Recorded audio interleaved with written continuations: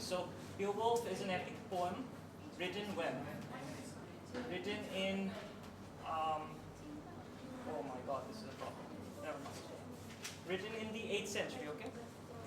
It's a poem written in the 8th century. I'm really sorry for this. I was not expecting this to happen.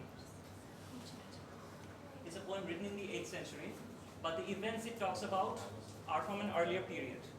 For example, 6th century, early 6th century. Okay. And one interesting thing about this poem is this. It's a story about pagans. Okay? It's a story about pagans. However, we find a lot of Christian influences in the poem, which is odd because, why would pagans believe in Christianity? Which is an interesting thing. And the assumption is that the person who wrote the poem was a monk, or at least a Christian person, not a pagan person. So as I've mentioned before, the story takes place, or the poem takes place in 2 regions, Denmark and Sweden. Beowulf is from Sweden, not Denmark. Okay. So I'm going to start by telling you guys a story, okay? So what happens is, 2 regions, there's Denmark, there's Sweden, and there's a monster called Grendel. So in the halls of the king of Denmark at that time, the king's name is Hrothgar. Okay? In the halls of Hrothgar, they're having a feast. What happens is that as they're having a feast and as they're celebrating, Grendel is very disturbed by the noise, by the music and the celebration that's taking place. And when everybody goes to sleep after the huge feast, after all the drinking, Grendel sneaks into the hall and murders like 30 people in the hall. So what is Grendel? Grendel is a monster. He's a monster that lives in the swamp. So what is spelling? Grendel? Grendel. Okay? So Grendel has an ancestry. Grendel is presented as the embodiment of evil.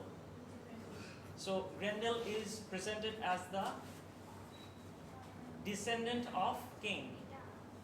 All right, the Cain from Abel and Cain. You guys can find similar stories in Islam as well. Habil and Qabil. The story of Habil and Qabil is the story of Abel and Cain. Okay, so if I say Cain, I'm referring to Qabil. So we know that his ancestors are evil in that sense. So Grendel kills all these people, and the king is very disturbed. But the king cannot do anything about it. Nobody has the guts. Nobody is brave enough to face Grendel. Nobody is brave enough to challenge Grendel and kill him or something like that. Grendel ravages the kingdom of Denmark, or this king's kingdom, for roughly 12 years. Okay. After 12 years, Beowulf hears about Grendel and comes to Denmark and says to the king, Hrothgar, I'm a strong person. I believe I can help you with your problem. Okay. Here's an image of Grendel. Okay. I understand it looks like a cartoon, but I mean this is one of the best pictures I could get. Yeah, it is a very ugly monster basically. So which one? The front one or the back one? Which one do you think is Grendel? Monster. I said monster. Okay, monster is the... Okay.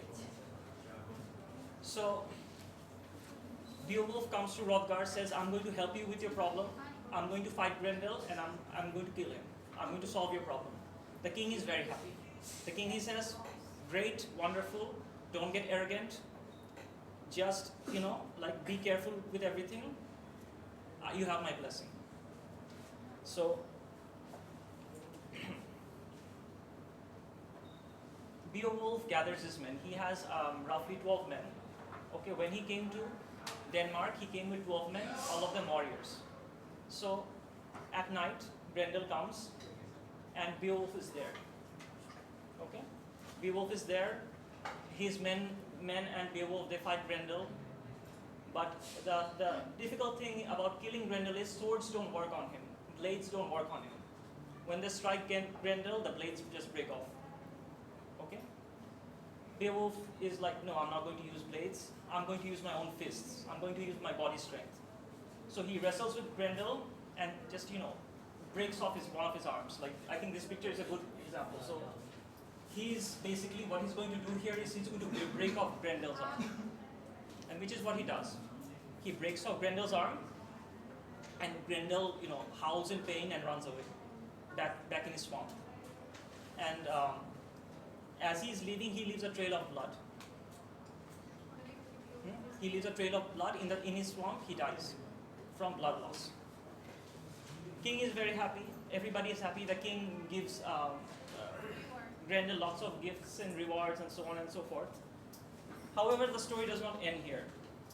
Grendel has a mother. Alright?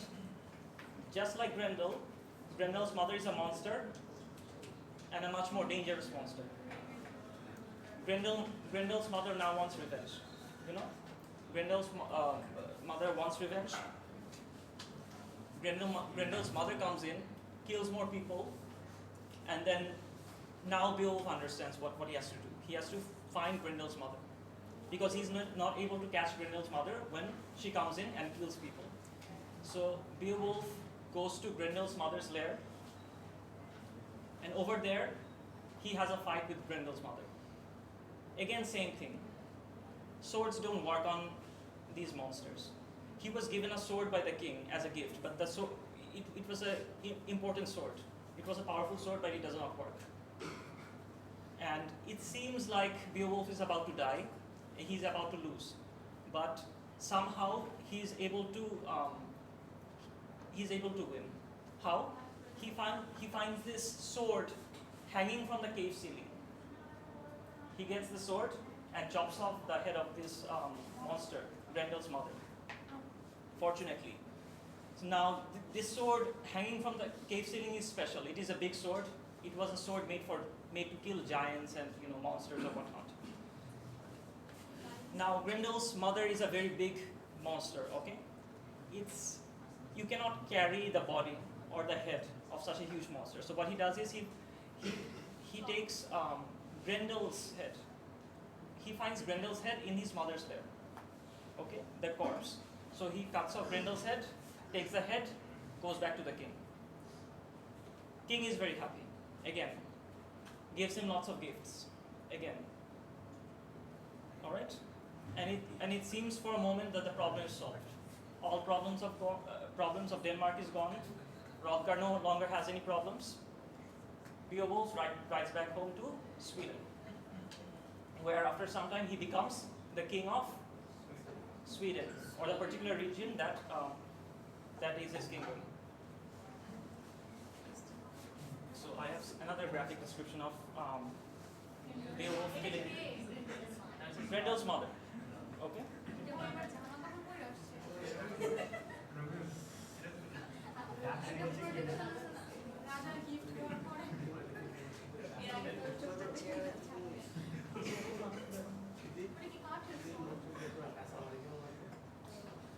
So, this is not a good representation because the sword is supposed to be bigger, and the thing is, what happens is Beowulf chops off the monster's head. Beowulf does not drive the sword inside. Beowulf basically chops the head off. This is the corpse of Grendel over here. Grendel, you can see that Grendel doesn't have an arm because the arm has been taken by Beowulf in the previous fight. But Beowulf does take the head of Grendel. Alright. So a lot of time passes by. Beowulf becomes king.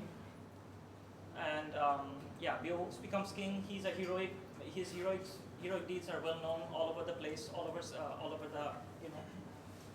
the region. But in his old age, another problem happens. This time the problem happens in Sweden, not in Denmark. Dragon attacks the region. This is an interesting dragon. Basically, this dragon is a greedy dragon. It likes to collect wealth. It likes to collect gold and jewelry and valuable things. Okay? This dragon hoards jewelry and gold and things like that.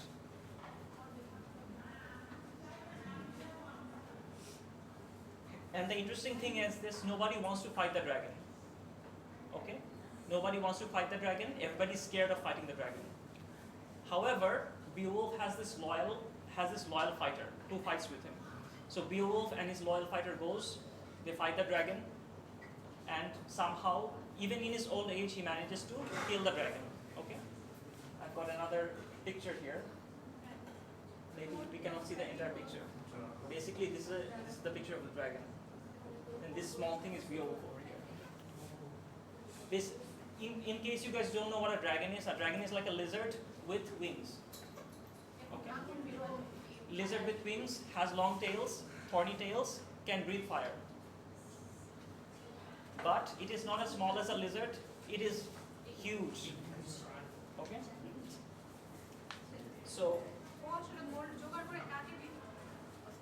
So yes, so this dragon likes to hoard gold. Basically, it's hard for me to say what the dragon uses the gold for.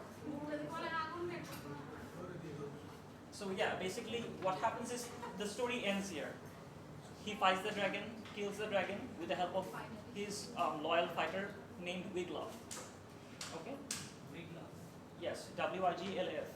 So, but he gets gravely injured, Beowulf, and he dies. And before he dies, he says, Wiglaf will be my successor. Wiglaf will be the king. Who's your loyal fighter? Yes, because Wiglaf is the loyal fighter. And you guys have to understand something about these poems. These poems are trying to tell us what is valued in those societies: bravery, loyalty, strength. All right, which most people don't have, but which Wiglaf has, which Beowulf has, which very select few people has. So those things are the things that are valued. At least the poem is trying to say in the Nordic society or the Scandinavian region. So this is another picture of Beowulf and Wiglaf.